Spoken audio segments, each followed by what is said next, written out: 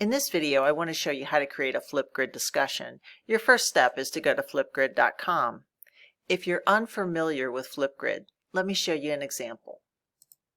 This is a FlipGrid that I created a while ago. So this is the banner, and as students would scroll down, they would see my video, the description, and then as they make posts, you can see the different pictures appear. Next to someone's thumbnail, if you see circles, those are various replies that someone has made to an individual. You can just click to play. So let's get started with creating a FlipGrid. Your first step, if you've never used it, is to click this link, Educator Sign Up. FlipGrid is free to all educators. I already have an account, so I'm going to go to Educator Login. From here, I'm going to click Google Login, being sure to use my App State account.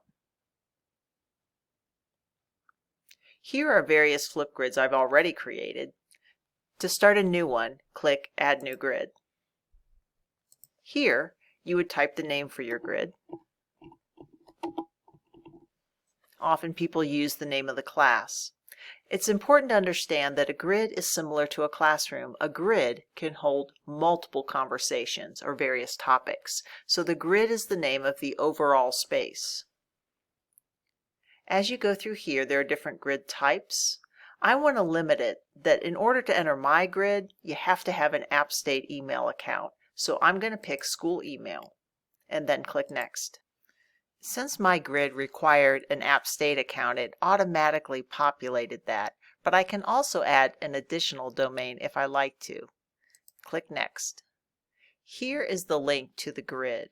This is actually not what I'm going to choose to share because, again, the grid is the big space and I'm going to send my students a link to a specific topic. So here I'm going to click Go to your grid. Now, before creating a topic, I think it's a good idea to come under Actions and click Edit Grid.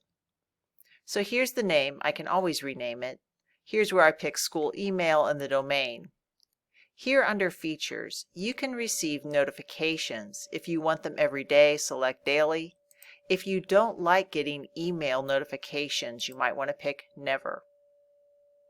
An important thing I would click on is Captions. This auto-generates captions for all the videos, so I'm going to turn that on. Under Active State, I'm going to leave this active so that students can use it. You can also elect to hide it.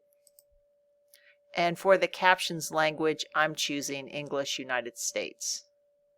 Here you can pick an image. You can upload a banner, or they have a number down here that you can select from if there's one you prefer. If you make any changes, click Update Grid. So now I've got my grid. Now I'm ready to create that discussion space for my students. So I'm going to click Add New Topic, and here I give it a name. Here I can type in some text. You'll notice here for recording time, it defaults to 1 minute 30 seconds. That's actually a good amount of time, but if you click here, you can adjust it. You can make it shorter. The max you can pick is 5 minutes. As you scroll down, you can choose to add different types of media. So you can pick something from YouTube or Vimeo. You can make your own recording. I'm going to make my own recording for students. So I'm going to click this button. As soon as I do that, it brings up my webcam, and this is the chance for me to make a recording. It's not recording yet, though. You must click the button. Hi, this is Mary Beth, and I'm making a recording. Students, talk it up. Go for it. So that was my recording. Now, if I know I messed up, I have the ability to click Redo, Trash It, Start Over right now. If I'm happy and I want to preview it, I would click Next. So I have the chance always before I make a video recording to preview everything. So if I don't like it, we're trashing it. But if I'm happy, I click Next.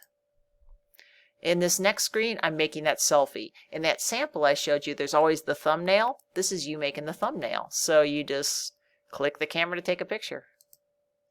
If you hate it, you can always redo it. If you're good, you click Next.